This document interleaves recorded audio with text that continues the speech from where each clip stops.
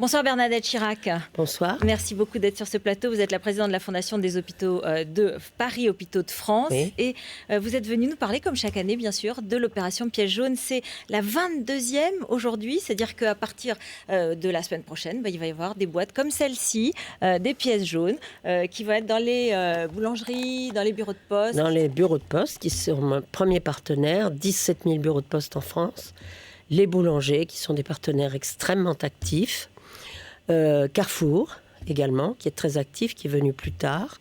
Et puis certains magazines, comme le Figaro TV, du Figaro Magazine, certains petits journaux pour enfants, Picsou. Et puis des sites Internet. Et puis maintenant, alors, un site Internet. la nouveauté, une des nouveautés, parce que la première nouveauté, quand même, que je vais peut-être citer, c'est le nouveau parrain. Absolument.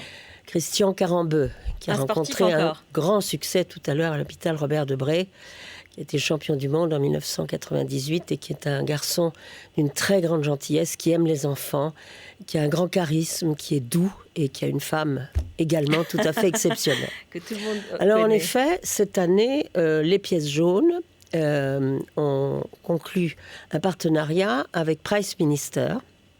Et donc, nous avions déjà l'année dernière, nous avions un site pour les pièces jaunes, puis nous avions déjà été très interactifs avec Twitter et Facebook. Mais alors là, nous avons un partenariat avec Price Minister qui a 13 millions de clients. Et il y a là une chose très intéressante, c'est que lorsque les clients, à partir du 5 janvier, lorsque les clients vont faire leurs achats sur Price Minister, dans leur panier, ils peuvent ajouter à la fin des i-pièces jaunes. Un i-euro, un i-2 euros, ou un i-50 centimes d'euros. Voilà.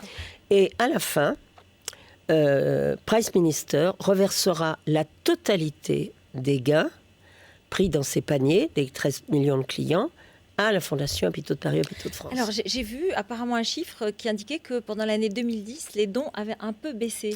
Oui, c'est la crise est là. Voilà. La crise est là, nous ne sommes pas les seuls. Les Français sont très généreux. Il y a beaucoup d'actions humanitaires, tout aussi valables que celles que j'ai l'honneur de présider.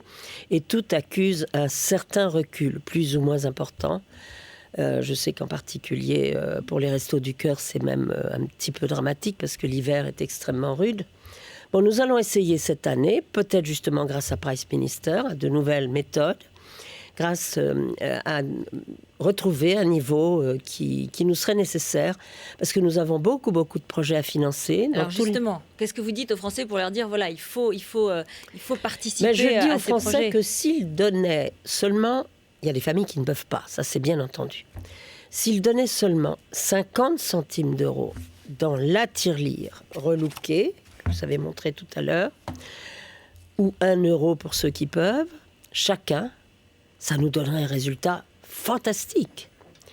Mais c'est plus compliqué que ça, comme vous le savez.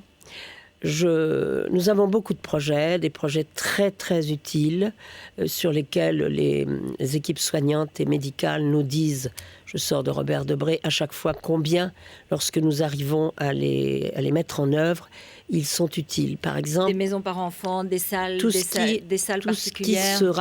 Tout ce qui tend au rapprochement de l'enfant malade hospitalisé et de sa famille, de son papa et de sa maman. Parce qu'un enfant malade qui rentre à l'hôpital, il est inquiet, il a peur, c'est tout à fait normal.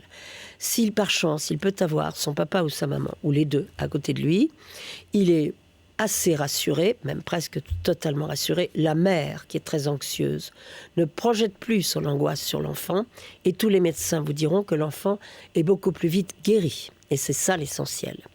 Et puis, il y a la lutte contre la douleur. Vous savez que nous avons été chargés par Bernard Kouchner, il y a plusieurs années, lorsqu'il était ministre de la Santé, de fournir tous les hôpitaux pédiatriques de France en pompes analgésiques, en pompes antidouleurs, uniquement dans les hôpitaux, les services de pédiatrie, ce qui fait que c'est une dépense en moins, bien entendu, pour le budget de l'État. Et nous sommes très heureux de pouvoir participer à cette grande cause, car un enfant qui a mal, qui est victime d'un accident grave, qui a une maladie qui fait très mal, c'est formidable quand on peut le soulager. L'aider et le soulager. Je vois que vous êtes totalement fidèle à cette cause, que vous n'avez pas changer dans votre engagement, Non. alors même que vous allez enchaîner, parce que vous êtes sur d'autres terrains aussi. Vous allez enchaîner sur la campagne électorale. Pensez à la politique, là. Oui, Vous êtes conseillère générale et vous allez vous représenter. Conseillère générale de Corrèze et en effet, j'ai annoncé il y a déjà quelques semaines que c'est peut-être un petit peu présomptueux, on va voir. J'en avais très envie. Vous savez qu'en principe, la loi, qui n'est pas encore votée d'ailleurs, doit faire que les conseillers généraux élus cette fois-ci ne feront que 3 ans de mandat. D'autre part, j'avais du mal à voir, après tout le travail qui s'est fait dans le département de la Corrèze, le nom de Chirac disparaître complètement. Et je m'en suis un petit peu entretenue avec François Hollande. Il se trouve qu'il me donne beaucoup, qui est président du Conseil général de la Corrèze, qui me confie beaucoup de responsabilités dans le domaine de la culture, entre autres, en Corrèze, qui me fait confiance, je crois, et qui trouvait aussi que c'était une bonne idée de me représenter. On verra bien. Vous allez sillonner les routes, vous allez repartir en campagne. Je vais surtout faire du porte-à-porte, parce que c'est ce que je sais faire le mieux. Et vous savez, c'est une région pauvre, et les gens sont sensibles au fait. Alors c'est beaucoup de travail, il faut beaucoup de temps. Et je ne sais pas si j'arriverai pas à passer partout, ça je le sais. Il faut rentrer dans les cuisines ou aller dans les étables et parler avec les éleveurs, avec les habitants, avec leurs familles. Qui sont en crise. Est-ce que vous ne craignez pas qu'ils vous parlent, par exemple, c'est la dernière polémique, parce qu'elle existe, elle est là, du musée Chirac qui dit coûterait trop cher, c'est ce qui se dit. Écoutez, c'est ce qui se dit. Je crois savoir que c'est une polémique qui a éclaté aujourd'hui. Oui. Alors, vous me ferez grâce de ne pas être au courant absolument de tout. Ce que je peux vous dire, c'est que c'est un musée départemental dans lequel Jacques Chirac a déposé l'absolue totalité de tous les cadeaux qu'il a reçus pendant ses 2 mandats présidentiels. Les cadeaux qui pouvaient avoir une utilité à être montrés, c'est-à-dire ce qu'il y a d'intéressant comme reflet d'une culture, et il y a même des choses de très grande valeur, notamment les cadeaux du Golfe. Alors, il faut un minimum de personnel. Il y a eu deux bâtiments, un pour le premier mandat, un pour le deuxième mandat. Nous avons réduit, depuis l'arrivée de François Hollande, nous avons réduit le nombre de ce personnel, en accord avec la conservatrice, qui n'avait d'ailleurs pas grand-chose à dire, si ce n'est à regretter, évidemment.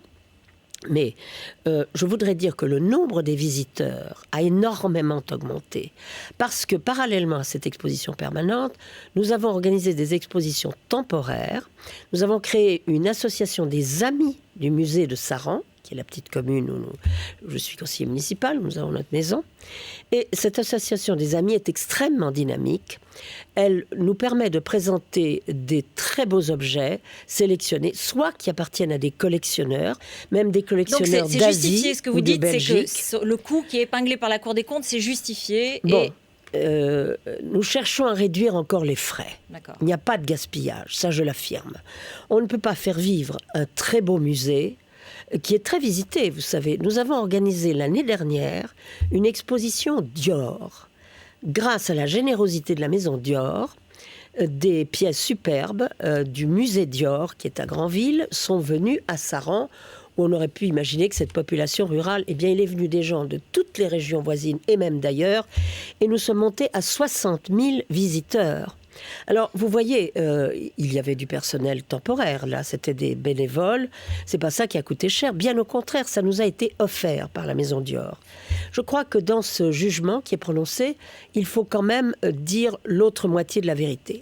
Et alors, voilà. Après, peut-être que François Hollande sera obligé de réduire encore le nombre du personnel dans les parties contenant les cadeaux d'État. C'est votre chouchou, François Hollande, hein, vous en parlez, je sais que vous l'aimez bien. Écoutez, je ne voudrais pas lui nuire en donnant une remarque sur votre qualificatif.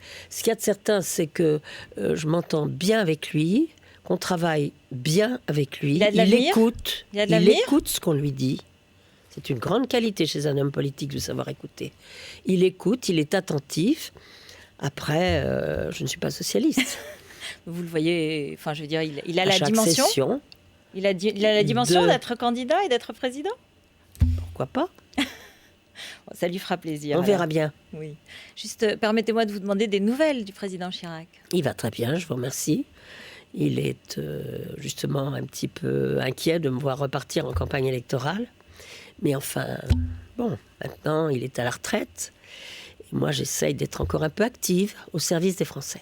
Comment se prépare son procès? Parce que c'est une échéance qui est difficile. Ah ça, écoutez, ce n'est pas le sujet sur lequel vous m'avez invité. Vous m'avez invité très gentiment sur les pièces jaunes, sur mon action actuelle humanitaire. Le procès, c'est autre chose et je ne veux pas y penser.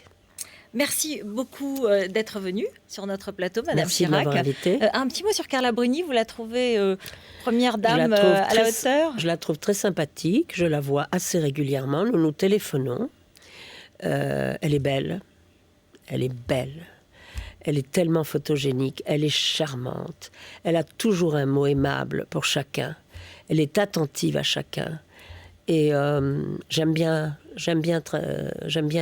parler avec elle et discuter sur des sujets sérieux concernant la France et les Français, la vie des Français de tous les jours.